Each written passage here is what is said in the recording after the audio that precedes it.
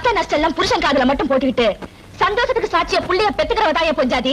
அவ எந்த சாதியா இருந்தா என்ன, சம்சாரம் பண்ண தகுதி இருந்தா பத்தாது. பஞ்சம் படைக்க வந்தவளுக்கு பரம்பரை கௌரவத்தை பத்தி என்ன தெரியும்? உன் பரம்பரை கௌரவம் நீ புடிச்சிட்டு இருக்கிற கைத்துல தான் இருக்குன்னா அதை விட்டுட்டு உன் கௌரவத்தை பாத்துக்கியா? யோ, நாங்க பஞ்சம் படைக்க வந்தவங்க தான். முழுகிற சரியோ மாட்டு கொட்டியோ எங்க இருந்தாலும் சரி, படுக்க தூங்குற ஜாதியா எங்களுது. சோழ சோறா இருந்தாலும் சரி, கம்ம கூழா இருந்தாலும் சரி, மண்ணை தின்னாலும் மறுபடியும் பசிக்கும்யா. வில்லங்கம் இல்லாத வயது எங்களுக்கு. உனக்கு சாதி சனந்தா பெருசா இருந்தா நீ புடிச்சிட்டு அந்த கயிறு அதை அப்படியே விட்டு ஓடுற தண்ணியில அதுக்கு புலமா ஒதுங்கிட்டோம். இந்தாயா இன்னொன்னு சொல்றேன், உன் மருமக ஆத்து தண்ணினா செங்கோட பொண்ணு ஊத்து தண்ணி. அளவுதான் சிறுசு பெருசு தவிர தண்ணி தண்ணி தாயா. உன் கோபத்தை விட ஆத்து தண்ணிக்கு ஆத்து அதிகம். அப்படியே விட்டு அடிச்சுட்டு போட்டோம். கொக்கு குருவி எந்த சாதியா? அதெல்லாம் சந்தோஷமா வாழல.